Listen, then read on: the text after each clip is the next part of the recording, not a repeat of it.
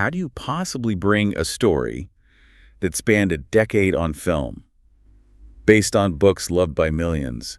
How do you bring that to a close that actually works, that feels satisfying? Right, and not just satisfying, but like epic enough to break box office records and leave people feeling like they got the ending they deserve. Exactly. What goes into that? That's the kind of thing we love to dig into here. Welcome back to the Deep Dive. As always, we take your sources, research, articles, notes, you name it, and we really try to pull out the key insights, the nuggets of knowledge you might have missed. Think of it as getting the full picture without having to read everything yourself. We look for the surprising stuff, the aha moments. Yeah, it's not just a summary. We're exploring the how and why behind these big cultural moments. And today, we are definitely looking at one of those, Harry Potter and the Deathly Hallows Part 2. That's right.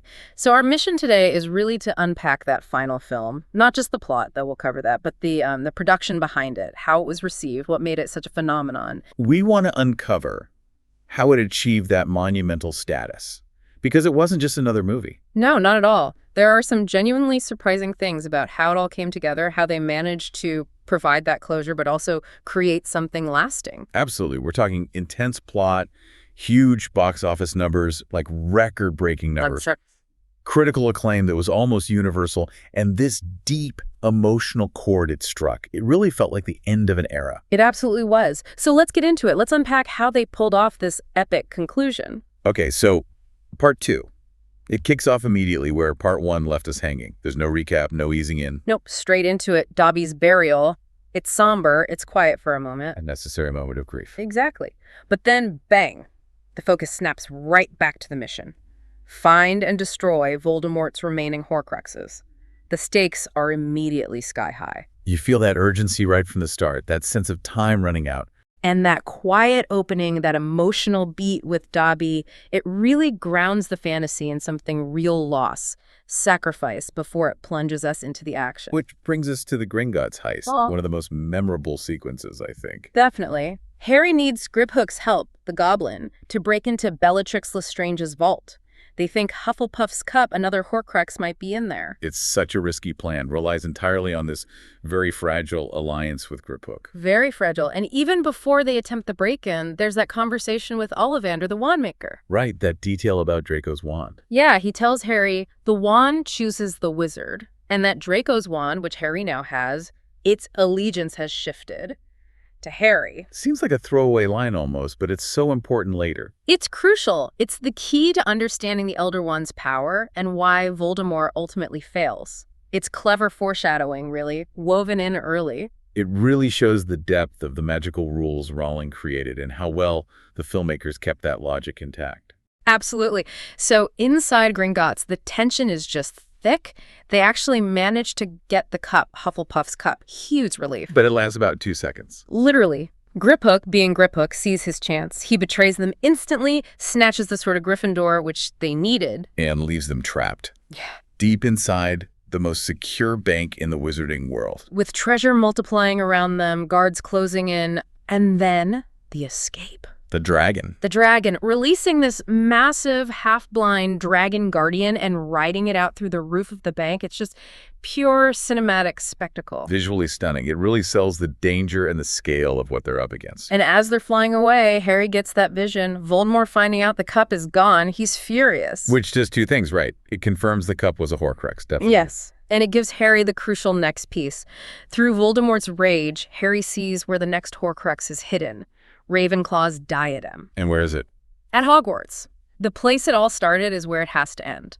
The destination is locked in. No turning back now. That vision just slams the accelerator down on the plot. Everything points towards Hogwarts. And that return isn't triumphant. It's desperate. They apparate into Hogsmeade, right on the edge of the danger zone. And they immediately run into trouble, but get help from an unexpected place. Aberforth Dumbledore, Albus's brother. He reveals he was the one who sent Dobby to rescue them from Malfoy Manor earlier. A quiet little piece of heroism we didn't know about. I love that reveal. It adds another layer to the Dumbledore family. It does. And he shows them a secret passage into Hogwarts. And who's waiting for them on the other side? Neville Longbottom. Neville! Ready to fight. It's such a great moment seeing him there representing the resistance within the school. It shows how much these kids have grown. It's really symbolic. The students are ready. Inside Hogwarts, though, things are tense. Snape is headmaster now, under Voldemort's control. And he gives this chilling warning, don't help Harry Potter. But then McGonagall steps up. Oh, McGonagall's moment. It's brilliant. Absolutely brilliant. She confronts Snape. This incredible duel ensues, forcing him to flee. Reveals himself as a coward, basically. And then McGonagall turns and rallies the entire school. Pure totem locomotor. Bringing the statues, the suits of armor to life. Gives me chills every time. It's this amazing call to arms for Hogwarts itself. The castle is fighting back. It's McGonagall taking charge, protecting her students. A truly iconic moment for fans. But even as the battle preparations are happening, the Horcrux hunt isn't over. Still need to find that diadem. Right. And Luna Lovegood, in her own unique, insightful way, suggests talking to the ghost of Helena Ravenclaw. The Grey Lady. The Grey Lady. And she reveals the story. Voldemort charmed her, found her mother's lost diadem, and defiled it with dark magic, hiding it in the Room of Requirement. The place where anything can be hidden. Makes sense. While Harry's figuring this out, Ron and Hermione take on a massive risk themselves. They go back to the Chamber of Secrets. Yes, a place that holds some pretty traumatic memories for them, especially Hermione. But they know what's down there. Basilisk fangs. Exactly. And they use one to destroy Hufflepuff's cup, the Horcrux from Gringotts. It's incredibly brave. And kind of fitting, using the remnants of one past danger to destroy a current one. That's a great point. Shows how far they've come since second year. Meanwhile, Harry finds the diadem in the Room of Requirement, but runs into Malfoy, Goyle, and Zabini. Right, the confrontation in that sea of hidden objects. It escalates fast. Goyle casts Fiend Fire, this cursed, uncontrollable fire. Which is terrifying stuff. Living fire, basically. And it goes horribly wrong. Goyle can't control it, gets consumed by his own curse, and the whole room becomes this inferno. Harry, Ron, and Hermione barely escape. They even pull Malfoy and Zabini out. Showing Harry's inherent goodness even in that chaos. And as they escape, Harry manages to stab the diadem with another basilisk fang he grabbed from the chamber. And Ron kicks it into the Fiend Fire. Poof. Another Horcrux gone. That's two destroyed almost simultaneously amidst total chaos. Incredible pressure. But there's still one left. Yeah. And the realization hits Harry. Right in the middle of the battle raging outside, he sees it through Voldemort's eyes, feels his connection. Nagini, the snake. Voldemort's snake, the final Horcrux, the creature that's always been slithering around him. That changes everything. Suddenly, it's not just about finding an object. They have to get to the snake, Voldemort's closest companion. It ramps up the stakes impossibly high. And all around them, the Battle of Hogwarts is taking its toll. Yeah, the film doesn't pull punches there. We see the costs. We really do. Beloved characters fall. Fred Weasley, Lupin, Tonks. It's heartbreaking. It drives home that this isn't the game. It's war, with real devastating losses. Those losses are just gutting. They really cement the stakes. But then, amidst all that tragedy, we get to Snape's final moments. Arguably one of the most important sequences in the entire series. Absolutely pivotal. The trio overhears Voldemort confronting Snape in the Shrieking Shack. And Voldemort's logic is so twisted. He thinks killing Snape will make him the true master of the Elder Wand. Because Snape killed Dumbledore. Voldemort believes power transfers purely through murder, through dominance. He fundamentally misunderstands the magic. Total hubris. He thinks he's solved it, but he's completely wrong. And that misunderstanding is key to his downfall. He orders Nagini to attack Snape, leaving him for dead. But Snape, in his dying moments... He gives Harry his memories, those shimmering strands of thought. It's his final act, a plea for Harry to understand the truth. And Harry takes him to the pensive. What follows is just mind-blowing. It completely rewrites Snape's entire character arc. We see his past, his childhood friendship with Lily, Harry's mother. His love for her, this deep, unwavering love that lasted his whole life. Yes, and his resentment of James Potter, Harry's father. It contextualizes everything, his bitterness, his cruelty towards Harry, but also his hidden protection. He goes from maybe the most hated character to this incredibly tragic, complex figure in, like, 5 minutes of screen time. It's masterful storytelling. We learn he was a double agent all along, working with Dumbledore, protecting Harry in secret, driven by his love for Lily. And Dumbledore's role in it all. Wow. Wow. The layers there. He planned his own death with Snape. Exactly. To ensure the Elder Wand's allegiance wouldn't pass to Voldemort through murder. And we learn it was Snape's Patronus, the Silver Doe Lily's Patronus, that led Harry to the Sword of Gryffindor earlier. Proving his loyalty, even when Harry couldn't see it. All these pieces just click into place. But then comes the biggest bombshell. The final memory. The conversation between Snape and Dumbledore. Where Dumbledore reveals the awful truth, Harry himself is a Horcrux, accidentally created when the killing curse rebounded off Lily's protection. A piece of Voldemort's soul lives inside Harry. Which means, for Voldemort to be truly defeated, Harry has to die. Voldemort must be the one to kill him to destroy that final piece of his own soul. Can you imagine learning that? That your whole life has been leading to you willingly walking to your death at the hands of your enemy. It's an unimaginable burden. But it sets up Harry's ultimate act of courage. He accepts it with this incredible quiet resolve.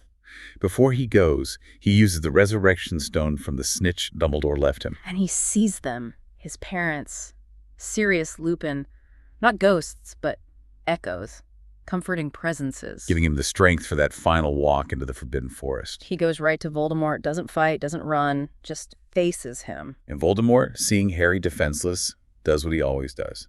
Avada Kedavra. The green light flashes, Harry falls, and for a moment you think, that's it. But he wakes up not dead, but somewhere else. In limbo, King's Cross Station, oddly enough, all white and clean, and Dumbledore is there. The spirit of Dumbledore, yeah. Yeah. And he explains everything. He explains that the part of Voldemort's soul inside Harry is now gone, destroyed by the killing curse. But Harry, protected by his mother's sacrifice and his own willingness to die, survive. And crucially, he has a choice. Yes. He's no longer tethered to Voldemort. He can choose to board a train, move on, or he can go back, return to his body, finish the fight. It clarifies so much about their connection, about why Harry survived all those years ago. It wasn't just luck. It was love, sacrifice, and now choice. Harry chooses to go back. So Harry chooses to return. And back at Hogwarts, Voldemort is parading Harry's apparently dead body. Total arrogance. Declaring victory, demanding surrender. It looks like the darkest moment. But then Neville steps up. Neville Longbottom. He refuses to kneel, gives this incredible speech of defiance. And then pulls the sword of Gryffindor from the sorting hat, just like Harry did in second year. It's such a powerful symbolic moment of true Gryffindor courage. And right then, Harry reveals he's alive. The shock, the hope surging back. You can almost feel the momentum shift in that instant. Completely. Seeing Harry alive, seeing Voldemort falter, that's when the Death Eaters start to crack. The Malfoys just turn and walk away. Loyalty built on fear just evaporates. Exactly. And then, inside the Great Hall, amidst the chaos, we get another iconic moment. Molly Weasley versus Bellatrix Lestrange. Oh, yes.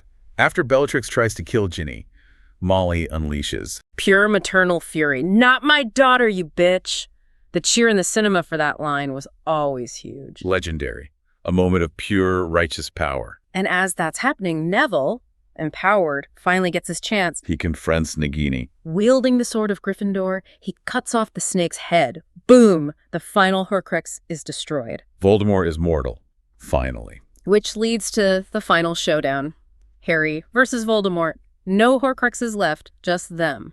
And it's not some complex spell duel Harry uses. Expelliarmus, his signature spell, the disarming charm. Against Voldemort's killing curse. And because the Elder Wand's allegiance is truly to Harry. Voldemort's curse rebounds, again. But this time, with no Horcruxes to tether him, it destroys him utterly. He just disintegrates. It's not about raw power. It's about understanding the magic. Understanding allegiance. Precisely. Harry explains it afterwards how he became the Elder Wand's master by disarming Draco, who had disarmed Dumbledore. The chain of allegiance led to him, not Voldemort. It all ties together so neatly. And then Harry makes that final, crucial choice about the Elder Wand itself. Instead of keeping the most powerful wand in existence, he breaks it. Snaps it in half. Rejects that ultimate power. It's such a powerful statement, breaking the cycle of power-seeking that defined Voldemort and so many others, restoring balance. A perfect end to his arc.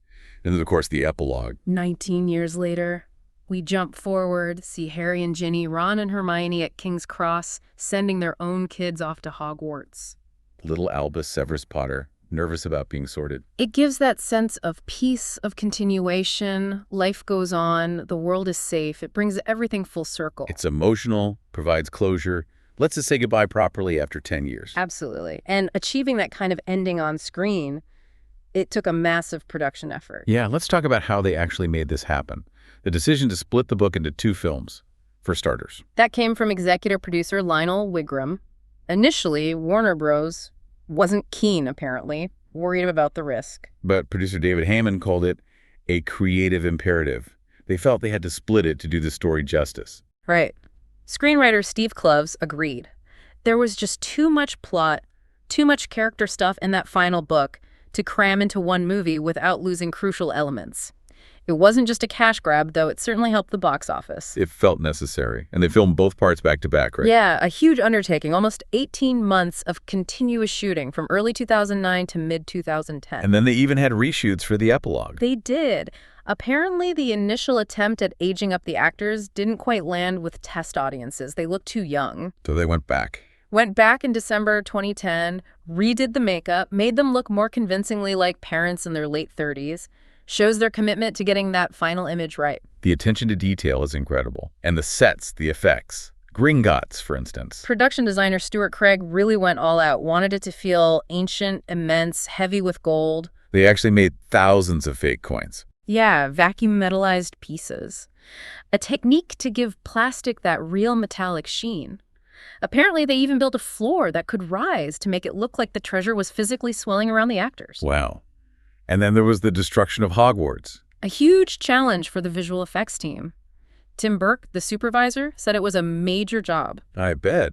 How did they do it? Double Negative, the main VFX house, spent 2 years building a complete digital model of Hogwarts. 2 years. Just on the model. Yeah, so they could destroy it convincingly from any angle, allowed director David Yates flexibility as he figured out the battle sequences.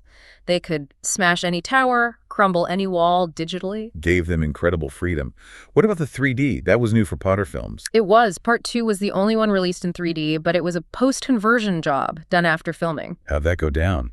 Mixed response, really. Tim Burke thought it looked good, but some critics felt it didn't add much, maybe even made the image a bit dim compared to movies shot natively in 3D. Yeah, post-conversion can be hit or miss, especially back then. True. And we have to mention the music. Alexander Desplat returned after scoring Part 1. And he brought back John Williams' themes more prominently this time, right? Yes, consciously so. He knew the finale needed that connection to the beginning, that nostalgia. Weaving in Hedwig's theme and others really anchored it emotionally. It absolutely worked. The score is fantastic. Got a Grammy nomination, too. Deservedly so. It captured the epic scale and the intimate emotion perfectly. Okay, let's talk impact. The box office was just insane. Astronomical. Analysts predicted big things, but it exceeded even those predictions. Over $1.3 billion worldwide. Just staggering. It broke so many records. Oh, yeah. Biggest worldwide opening weekend ever. At the time, nearly $500 million in 3 days. Fastest to hit pretty much every milestone. 500 million, 600, all the way up to $1 billion. Tied Avatar to reach $1 billion in just 19 days. Which is just phenomenal speed. It ended up being the highest grossing film of 2011, the highest grossing Potter film ever, highest in the whole Wizarding World franchise. And Warner Bros. Biggest hit ever until Barbie came along last year. Just dominated. Domestically, too, in the U.S. and Canada. Biggest Potter opening weekend, biggest midnight launch, huge advance sales. The anticipation was palpable. And it wasn't just an English-speaking phenomenon. Not at all. Broke opening day records all over the place. Mexico, Australia, France, Italy, India, Japan, Brazil. It was a genuine global event. Showed how universal the appeal was. Beyond the money, what did the critics think? Overwhelmingly positive, wasn't it? Yeah, hugely positive. 96% on Rotten Tomatoes, an 85 Metascore indicating universal acclaim. CinemaScore audiences gave it a straight A. People loved it. What were the main points of praise? Called it a satisfying conclusion, thrilling, powerfully acted, visually dazzling. Comparisons were made to Lord of the Rings, Star Wars, other epic finales. High praise indeed. Any particular performances stand out for critics? Alan Rickman as Snip got massive praise, especially with the full picture of his character revealed. Maggie Smith as McGonagall and Julie Walters as Molly Weasley were also singled out for their standout moments. Were there any criticisms? It's hard to please everyone. Very few outright negative reviews, but some critics, even positive ones, felt traces of it being half a film due to the split. Maybe some rushed pacing in parts or specific scenes from the book being missed. Understandable, given the adaptation challenge, and the 3D got some flack, too. Right. Some felt it was unnecessary or even detrimental, but these were minor points in the grand scheme of almost universal praise. And it got awards recognition, too. Definitely. 3 Oscar nominations, art direction, makeup, visual effects. 4 BAFTA nominations, winning for visual effects. Named one of the top 10 films of 2011 by the National Board of Review. It got its dues. Its legacy is huge, and people still talk about more, right? Like the Cursed Child play. Yeah, there's always speculation about adapting the stage play into a film. Chris Columbus, who directed the first 2 movies, even said he'd love to do it with the original cast. What about Daniel Radcliffe when he come back? He's generally said he's not interested at the moment, wants to do other things, but he hasn't completely slammed the door shut forever. Leaves a little sliver of hope for fans, maybe, down the line. Keep the magic alive, I suppose. Wow. Okay, that was a deep dive indeed. From the plot's conclusion to the massive production effort and that incredible reception. It really was a monumental achievement on so many levels. So thinking back on all that, we'd love to hear from you listening. What was your big aha moment? Was it something about Snape's story, the Elder Wand logic, maybe the sheer scale of the Gringotts set or the digital Hogwarts? Or maybe something about the box office records or a specific critical reaction. What surprised you most? And just looking back now, years later, how do you feel about how the whole Harry Potter film saga ended? Right. Did Part 2 stick the landing for you? It's clear Deathly Hallows Part 2 did more than just end a series. It really set a benchmark for cinematic finales. That mix of action, deep emotion. I mean, Snape's memories alone. Absolutely. And the technical wizardry, the visual effects that still hold up pretty well today, it all came together to create this massive cultural moment, more than just a movie. Definitely a generational touchstone. Yeah. So here's a final thought to leave you with. We live in a world that's always chasing the next big franchise, the next universe. What can we learn from how Harry Potter, and especially this final film, managed not just to end, but to resonate so deeply and for so long after the credits rolled? How did it achieve that lasting magic?